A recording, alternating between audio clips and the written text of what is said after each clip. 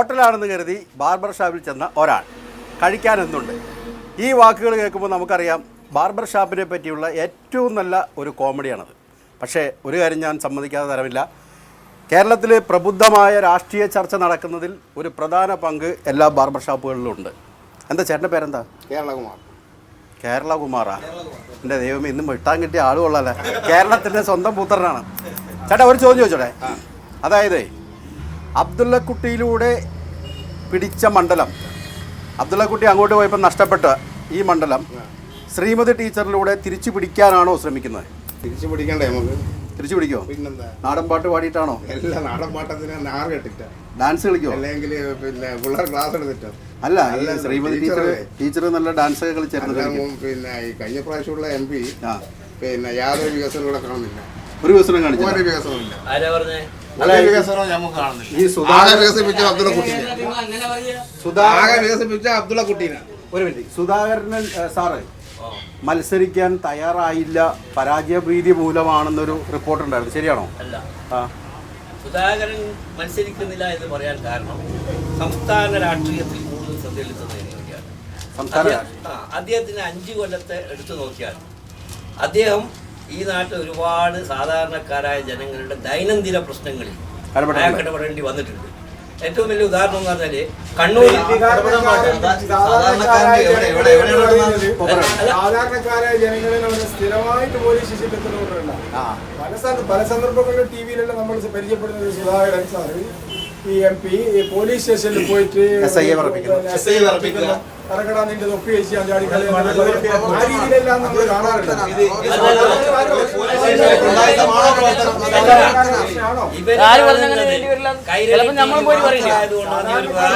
Police സ്റ്റേഷനിൽ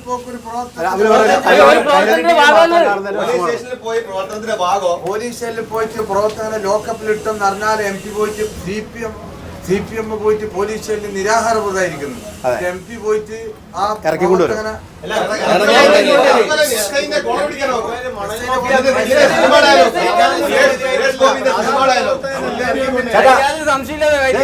MP പോയത് മണൽ മാഫിയനെ ഇറക്കാനാണെന്നാണ് പറയുന്നത്, ശരിയാണോ?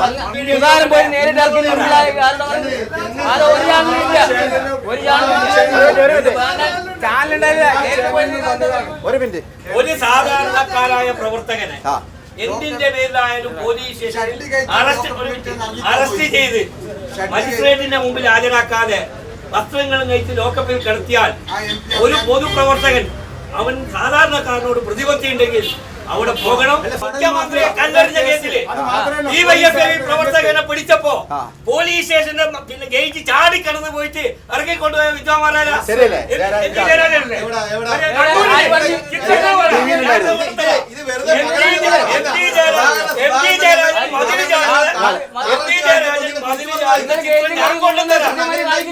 ഞാൻ കൊണ്ടുതരാം. അബ്ദുള്ളക്കുട്ടിയെ അത് നമ്മുടെ ഇലക്ഷനെ ബാധിക്കോ എന്ന് ചിന്തിക്കുന്നുണ്ടോ? അബ്ദുള്ളക്കുട്ടിനെ ഈ സരിതാന്നൂർ CEO ആയിട്ടുള്ളത് ഇതുവരെ പറയാതെ ഒരു പെട്ടെന്ന് ഞാൻ പറയുന്നു ബ്ലാക്ക് മെയിലിംഗ്. അബ്ദുള്ളക്കുട്ടി ഇതുവരെ നിഷേധിച്ചിട്ടില്ല. അബ്ദുള്ളക്കുട്ടിയെ നിഷേധിച്ചില്ല.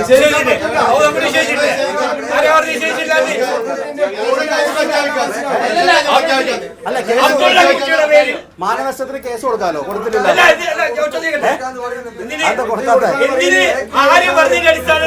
ഒരു ക്രെഡിബിലിറ്റി ഇല്ലാത്ത ഒരു പെണ്ണ്, ഞാൻ പറഞ്ഞേ ഒരു ക്രെഡിബിലിറ്റി ഇല്ലാത്ത പെണ്ണ്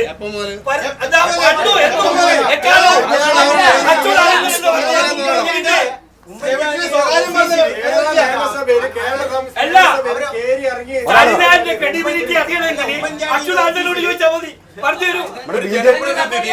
ജനങ്ങളാൽ തെരഞ്ഞെടുക്കപ്പെട്ടാൽ ആ നിയോജക മണ്ഡലത്തിന്റെയും ജില്ലയുടെയും വികസനത്തിന് വേണ്ടിയാണ് പ്രവർത്തിക്കേണ്ടത്. ഈ പ്രദേശം തന്നെ വികസനത്തിന്റെ വെമ്പൽ നിൽക്കുന്ന ഒരു പ്രദേശമാണ്. കണ്ണൂർ വിമാനത്താവളത്തിന്റെ കാര്യത്തിൽ ഈ MP-യുമായിട്ടുള്ള പ്രശ്നത്തിന്റെ പേരിലല്ല കണ്ണൂർ വിമാനത്താവളം നേരത്തെ ഇവിടെ പ്രവർത്തനം ആരംഭിച്ചിട്ടുള്ളത്.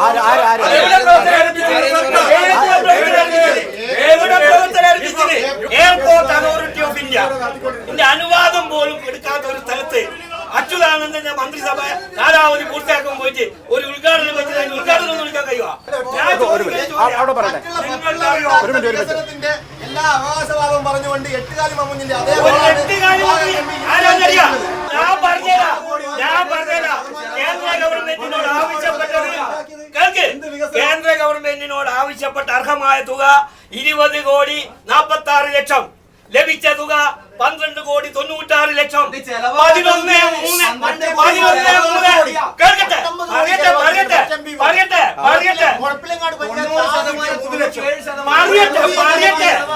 MP എന്ന നിലയ്ക്ക് കണ്ണൂർ പാർലമെന്റ് മെമ്പറല്ലേ മുഴപ്പിലങ്ങാട് പഞ്ചായത്തിൽ എന്നിട്ട് 3 ലക്ഷം റുപ്യ തന്നെ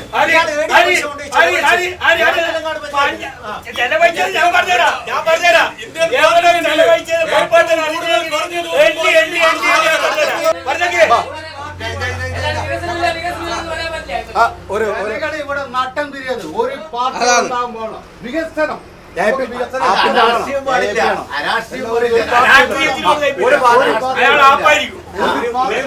ഒരു പാർട്ടിയില്ല, നിഷ്പക്ഷനായിട്ടുള്ള ഒരാളാണ്.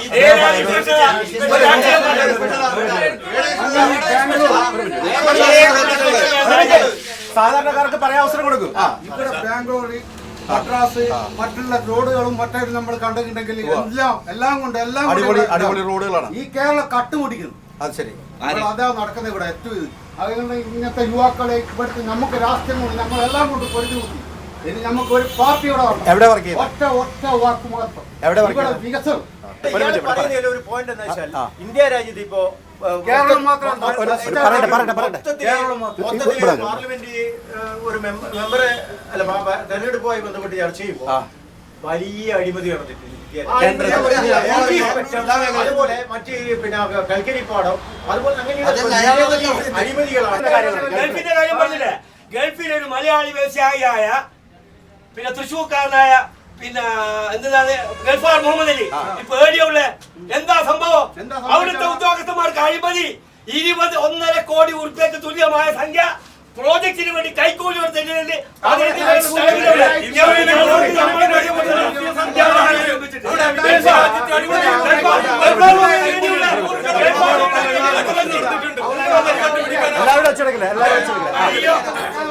ഗൾഫിലെ ഇന്ത്യ പറയണ്ട ഇന്ത്യയും പണ്ട് ഇതിനെക്കാട്ടി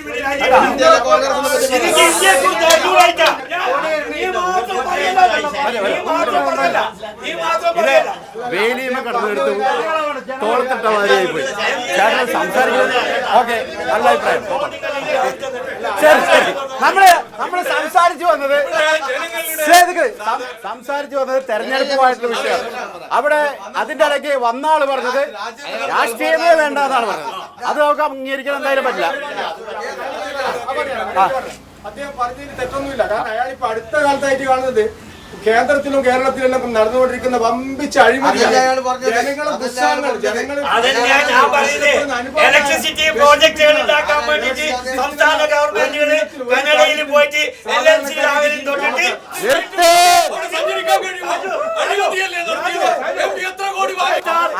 അവസരം തരാം.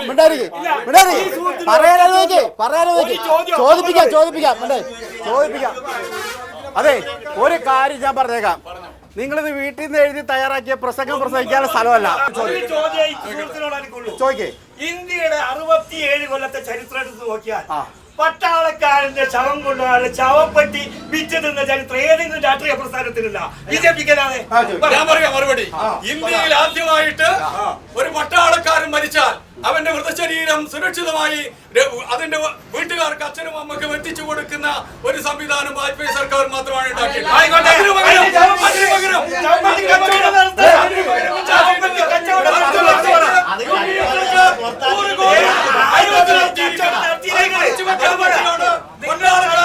ഒഴിവാക്കുന്നത് പിന്നല്ലാതെ ശവപ്പെട്ടി ആരും നേതാക്കന്മാരും എല്ലാ പാർട്ടിക്കാരും എല്ലാ നേതാക്കന്മാരും ഈ കാര്യം പറയണ്ട. BJP ഭരിക്കുന്ന കാലത്താണ് ശവപ്പെട്ടി അഴിമതി നടന്നത്. ഏതെങ്കിലും സർക്കാർ ശവപ്പെട്ടി അഴിമതി നടത്തില്ല. ആ സർക്കാരിന്റെ പേര് 100 കോടി ഉറുപ്പികയുടെ അഴിമതി നടത്തിയ 10 വർഷത്തെ UPA സർക്കാരാണ് പറയുന്നത് ശവപ്പെട്ടി അഴിമതി. UPA സർക്കാരിന്റെ അഴിമതി പറയുമ്പോ നമ്മൾ രണ്ട് കൈയിലെ വിരല് തകയാണ്ട് വരും.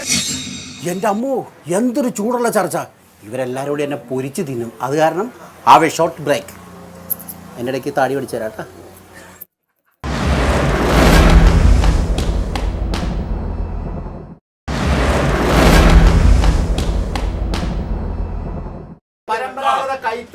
മേഖല കണ്ണൂര് വളരെയധികം തകർച്ചയെ നേരിട്ടുകൊണ്ടിരിക്കുകയാണ്. ഇതിനെ ആസ്പദമാക്കി ജീവിക്കുന്ന ഒട്ടനേകം തൊഴിലാളി കുടുംബങ്ങളുണ്ട്.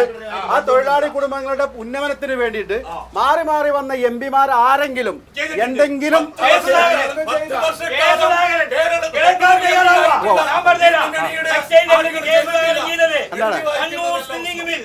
കേരളത്തിലെ ഏറ്റവും വലിയ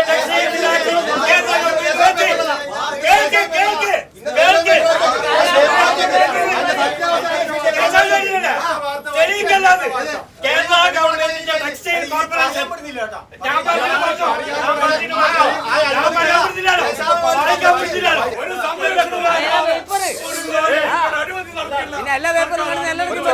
ഒരു ചെറുപ്പക്കാരൻ വന്നിരിക്കുന്നു. പ്രധാനപ്പെട്ട രാഷ്ട്രീയ പാർട്ടിയുടെ നേതാക്കന്മാർ നിങ്ങൾ രണ്ടാളും നിങ്ങളെ സമീപനം തന്നെ നിങ്ങളെ പാർട്ടി ഒരു പദ്ധതിയുണ്ട്, ഒരു ചർച്ച നടത്തുന്നത് നിങ്ങൾ പറയുന്ന ആയിരിക്കും മനസ്സിലായിരുന്നു.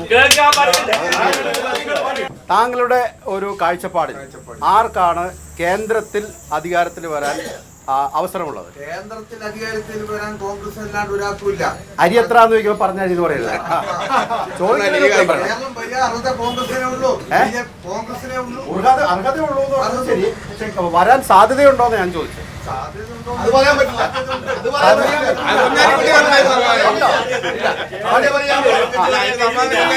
ഇന്ത്യയില് 1975 അനുഭവം വെച്ചിട്ട് 77 നടന്ന തെരഞ്ഞെടുപ്പിന്റെ അതേ ഒരു സന്നിധഘട്ടമാണ് ഇന്ത്യയിൽ അഭിമുഖീകരിക്കുന്നത്.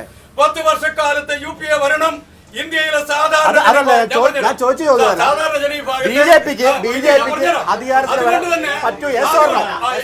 BJP അധികാരത്തിൽ വരും. നരേന്ദ്രമോദി സർവേ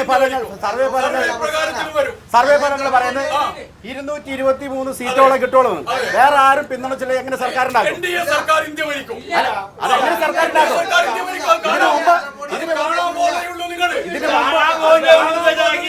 ശരി, ഇടതുപക്ഷത്തിന് എന്താണ് നിങ്ങളുടെ മിനിമം പരിപാടി? ഇടതുപക്ഷത്തിന് കേന്ദ്രത്തിൽ എങ്ങനെ ഒരു മൂന്നാം മുന്നണിക്ക് സാധ്യതയുണ്ടോ? ഉണ്ടെങ്കിൽ തന്നെ എത്ര സീറ്റ് കിട്ടും?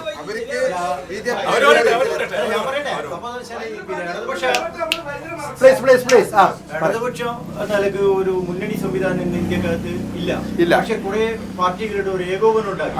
അപ്പൊ ഓരോ പാർട്ടികളും മത്സരിച്ച് അപ്പൊ ജനങ്ങൾ എങ്ങനെ വോട്ട് ചെയ്യും? അതായത് നിങ്ങൾക്ക് വോട്ട് തന്നു കഴിഞ്ഞു കഴിഞ്ഞാൽ ഈ വോട്ട് പാഴാകില്ല എന്ന് എങ്ങനെ ഉറപ്പിച്ചു പറയാം? എല്ലാവരെയും ഉൾപ്പെടുത്തിക്കൊണ്ട്, അതായത് ഇപ്പൊ പ്രാദേശിക പാർട്ടികൾക്കാണ് ഏറ്റവും മുൻതൂക്കം. ഇന്ത്യ അലയൻസ് തകർന്നു പോയില്ലോ, RSP വരെ പോയില്ലോ.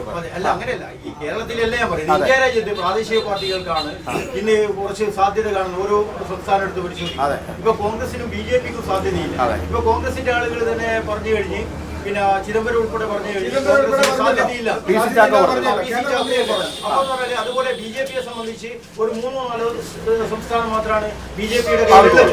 അത് പിന്നെ ആ സംസ്ഥാനം വെച്ചുകൊണ്ട് അതുമാത്രമല്ല, അവരെ BJPയെ സംബന്ധിച്ച് ആദ്യം 10-24ഓളം പാർട്ടികൾ അവരെ മുന്നണിയിലുണ്ടായിരുന്നു, പ്രാദേശിക പാർട്ടികൾ. ഇപ്രാവശ്യമുള്ളത് ആകെ 3 പാർട്ടികൾ. ഒന്ന് ശിവസേനയും അതുപോലെ അകാലിദളും. ഇപ്പൊ നമ്മള് പിന്നെ രാംവിലാസ് പാസ്വാനും ഇങ്ങോട്ട് പറഞ്ഞിട്ടുണ്ട്. അതുപോലെ കോൺഗ്രസിനെ സംബന്ധിച്ചും അങ്ങനെ എല്ലാ സംസ്ഥാനങ്ങളിലും പഴയതുപോലുള്ള ഒരു. അങ്ങനെയാണെങ്കിൽ BJP കേരളത്തിൽ അക്കൗണ്ട് തുറക്കുമോ? തുറക്കില്ല. ഇപ്പൊ 100 ചില്ലാനും സീറ്റുകൾ മാത്രമാണ് സർവേ അനുസരിച്ചിട്ട് കോൺഗ്രസിന് കിട്ടുമെന്ന് പറയുന്നത്. പക്ഷേ ഇതിനു മുമ്പ് ഒരു സർവേ വന്നത്, ഇന്ത്യ തിളങ്ങുന്നു എന്ന് പറഞ്ഞ സർവേ വന്നതിൽ BJPക്ക് ഭൂരിപക്ഷം കിട്ടുമെന്ന് സർവേക്കാർ പറഞ്ഞു. പക്ഷേ ഭരിച്ചത് കോൺഗ്രസ് ആണ്. അതുപോലെ ഇപ്രാവശ്യത്തെ സർവേ ഫലങ്ങൾ തെറ്റുകയും രാഹുൽ ഗാന്ധി പ്രൈം മിനിസ്റ്റർ ആവുകയും ചെയ്യുമോ? എന്തുകൊണ്ട്? ഇന്ത്യയിലെ ജനങ്ങൾ കണ്ണിലെ കൃഷ്ണമണി പോലെ കാത്തു സൂക്ഷിക്കുന്ന മതേതരത്വം. അതെ. ഗുജറാത്തിലെ ഭരണത്തിലൂടെ ഒരു വംശത്തെ മുഴുവൻ ഒന്നൊടുക്കിയ ഒരു പ്രധാനമന്ത്രി അംഗീകരിക്കാൻ ജനാധിപത്യവും മതേതരത്വവും ഉയർത്തിപ്പിടിക്കുന്ന ഈ രാജ്യത്തിൽ ജനങ്ങൾക്ക് സാധ്യമല്ല. അതുകൊണ്ട് തന്നെ തെരഞ്ഞെടുപ്പ് ഫലങ്ങൾ 200ഓളം സീറ്റുകൾ നേടിക്കൊണ്ട് രാഹുൽ ഗാന്ധി ഇന്നലെ പറഞ്ഞതുപോലെ ഏറ്റവും വലിയ ഇന്ത്യയിലെ ഒന്നാമത്തെ കക്ഷിയായി കോൺഗ്രസ് മാറുകയും സമാന്തരമായി ജനാധിപത്യവും മതേതരത്വവും ഉയർത്തിപ്പിടിക്കുന്ന പാർട്ടികളുടെ മൂന്നാമത്തെ UPA ഗവൺമെന്റ് കേരളത്തിൽ എത്ര സീറ്റ് കിട്ടും? കേരളത്തിൽ 15-നും 17-നും മധ്യ സീറ്റ്. ഈ കണ്ണൂർ ജയിക്കോ? കണ്ണൂർ തീർച്ചയായിട്ടും ജയിക്കും. ഞാൻ ചോദിക്കാൻ കാരണം Aയും Iയും തമ്മിലുള്ള വളരെയധികം ഗ്രൂപ്പ് വഴക്കുകൾ ഈ ഇവിടുത്തെ കണ്ണൂർ രാഷ്ട്രീയത്തിൽ കിടന്ന് കളിക്കുന്നുണ്ട്. അതുകൊണ്ട് ഈ സുധാകരൻ മത്സരിക്കാൻ വിമുഖത കാണിച്ചു എന്ന് റിപ്പോർട്ടുണ്ടായിരുന്നു. റിപ്പോർട്ട് കാണിച്ചത് ഞാൻ അപ്പൊ അങ്ങനെയാണെങ്കിൽ കണ്ണൂർ കേരള രാഷ്ട്രീയത്തിൽ തിളങ്ങി നിൽക്കുന്ന അദ്ദേഹത്തിന്റെ സേവനം ഇഷ്ടപ്പെടുന്നവരാണ് ഭൂരിപക്ഷവും കോൺഗ്രസ് രണ്ടാൾക്കാർ മാത്രം പറയട്ടെ സുഹൃത്തേ. രണ്ടാൾക്കാർ മണലുമാക്കി ഒന്ന് ഭൂമാക്കി ഇവർ രണ്ട് അത് ശരിയാണോ? ഈ മണൽ മാഫി ഈ രാജ്യത്തുള്ള എല്ലാ മാഫിയകളെയും തലവന്മാരും എല്ലാവിധ അക്രമ പ്രവർത്തനങ്ങളെയും തലവന്മാരും എല്ലാതര പീഡനങ്ങളെയും തലവന്മാരും CPM ഒരു പഴഞ്ചൊല്ല. തന്നെ അറിയാം ഈ പ്രാവശ്യം മത്സരിച്ചാലും തോൽക്കുന്നത് ഉറപ്പാണ്. അതിന്റെ ഭാഗമായിട്ട് ആൾ മുൻകൂട്ടി വെടിവെച്ചു. കഴിഞ്ഞ പ്രാവശ്യം തെരഞ്ഞെടുപ്പിന്റെ ഫലപ്രഖ്യാപനം പക്ഷേ ബിരിയാണി പാർട്ടിയുടെ അറിവോടുകൂടിയാണെന്ന് മറ്റുള്ളവർ ആരോപിക്കുകയും പാർട്ടി അതല്ല എന്ന് പറയുകയും ചെയ്യുന്ന TP ചന്ദ്രശേഖരൻ വാദം ഏതെങ്കിലും വിധത്തിൽ ഈ കണ്ണൂരിലുള്ള സാധ്യതയെ ബാധിക്കും? പാർട്ടിയുടെ അന്വേഷണ കമ്മീഷൻ പറഞ്ഞിട്ടുണ്ടല്ലോ. പാർട്ടിയുടെ അന്വേഷണ കമ്മീഷൻ CBI ആണ്. CBI പോലെ നമുക്ക് വിശ്വാസമില്ല. കണ്ണൂർ ജില്ല CPM-ന്റെ ഏറ്റവും വലിയ അക്രമ രാഷ്ട്രം വാണരുന്ന ജില്ല കണ്ണൂര്. അതെ. ആ സുധാകരൻ പടപൊരുത്തിട്ട് പടപൊരുന്ന ഒരു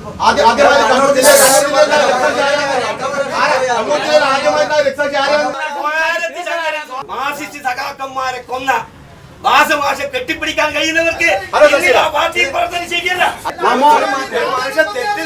നമോ വിചാർ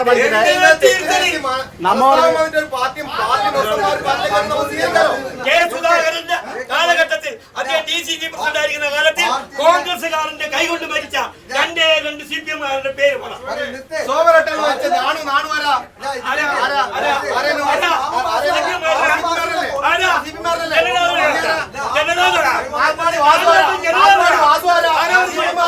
നാൽപ്പാടി വാസുവിനെ പറയാൻ അവസരം തരാം. ചർച്ച ഏതായാലും വളരെയധികം സ്ഫോടനാത്മകമായ രീതിയിലേക്ക് മുന്നേറിക്കൊണ്ടിരിക്കുകയാണ്. അതുകൊണ്ട് തന്നെ ഷോർട്ട് എ ബ്രേക്ക്.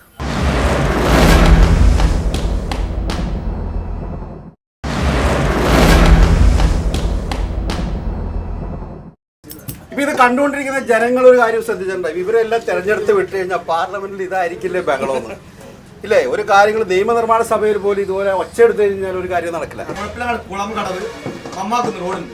ആ റോഡിന് ഫിഷറീസിന്റെ വകുപ്പിൽ നിന്ന് 97 ലക്ഷം രൂപ പാസ്സായി. ഫിഷറീസിന്റെ വകുപ്പിൽ നിന്ന് അതിന് ആ പാസ്സായ തുകയും വെച്ച് സുധാകരന്റെ വലിയൊരു ബോർഡ് 10-10 ബോർഡും വെച്ച് ആ ഫണ്ട് MP ഫണ്ടാണെന്ന് പറഞ്ഞിട്ട് സുധാകരന്റെ ഫോട്ടോത്തിന് മാലയിട്ട് ഒരു ഗ്രൂപ്പാണ് ഇവിടുത്തെ UDF കാർ. അതിൽപ്പെട്ടതാണ് അതിന്റെ നേതാവാണ് ജാഫർ. ഇപ്പം തന്നെ മുഴപ്പിലങ്ങാട് തീരദേശ പരിധി എത്രയാക്കിയത്? 500 മീറ്റർ ആക്കിയത്. 500 മീറ്റർ. ഇവിടെ പാർലമെന്റ് മെമ്പർ ഉണ്ട്, എല്ലാവരും ഉണ്ടല്ലോ ഇവിടെ.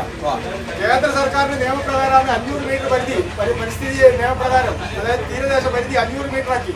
ഈ 500 മീറ്റർ ആക്കിയത് കൊണ്ട് ഇവിടെ പരമ്പര ജനിച്ചു വളർന്ന എത്രയോ വർഷങ്ങളായിട്ട് ജനിച്ചു വളർന്ന ആളുകൾക്ക് അവര് വീട് നിലനിൽക്കുക, ആ വീടൊന്ന് പൊളിച്ച് റിപ്പയർ ആക്കാൻ വേണ്ടി ഒന്നും ഒരു മൈൻഡിങ് ചെയ്യാൻ പോലും അനുവദിക്കില്ല. രജിസ്റ്റർ കൊടുക്കേണ്ടതാണ്, അതിന് അനുവാദം തന്നെ കൊടുക്കേണ്ടതല്ല, നിയമം തന്നെ അങ്ങനെ കേന്ദ്രത്തിൽ വന്നിരിക്കുന്നത്. അവിടെ കോൺഗ്രസ്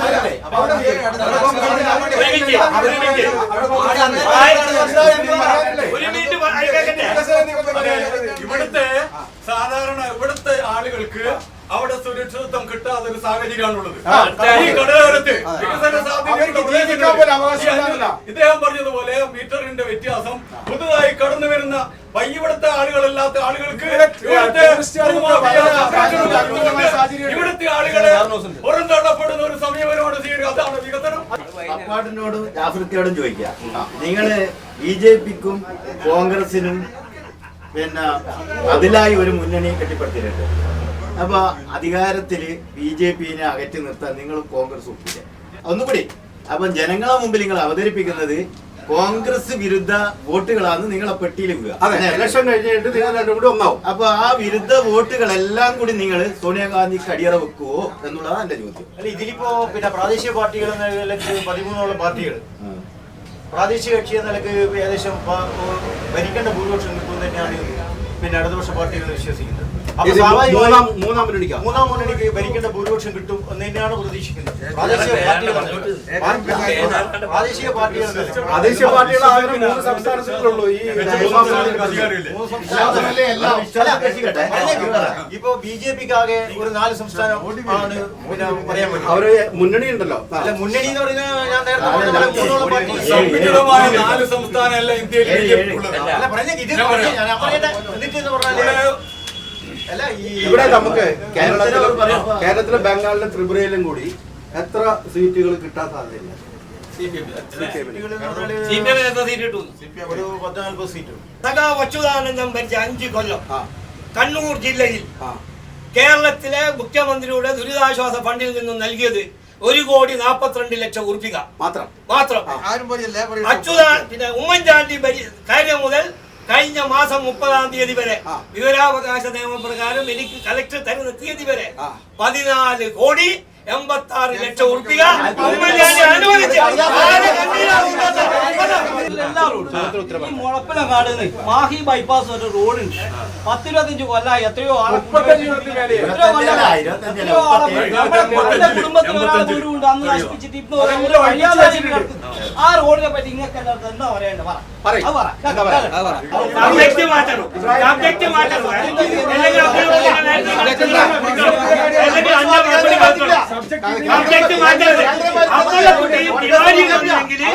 തീർച്ചയായിട്ടും മറുപടി കേൾക്കണം. അല്ലെങ്കിൽ നിങ്ങളത് കട്ട് ചെയ്യണം.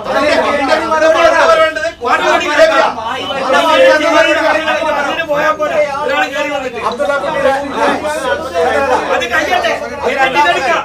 വാദപ്രതിവാദങ്ങൾ, ചൂട് വാർത്തകൾ ഇവിടെ വളരെയധികം പ്രക്ഷുബ്ധമായ രീതിയിൽ നിങ്ങളെല്ലാവരും അവതരിപ്പിച്ചു. പക്ഷേ ഒരു ചെറുപ്പക്കാരൻ വന്ന് ചോദിച്ച ഒരു ചോദ്യത്തിൻ്റെ ഉത്തരം മാത്രം ഇതുവരെ കിട്ടിയില്ല. ഒരു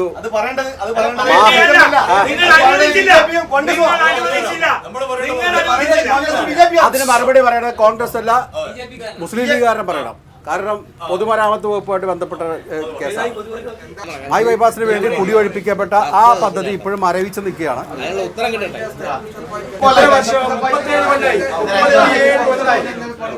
പറയട്ടെ അയാൾ പറയുന്നത് കേൾക്കട്ടെ ആള്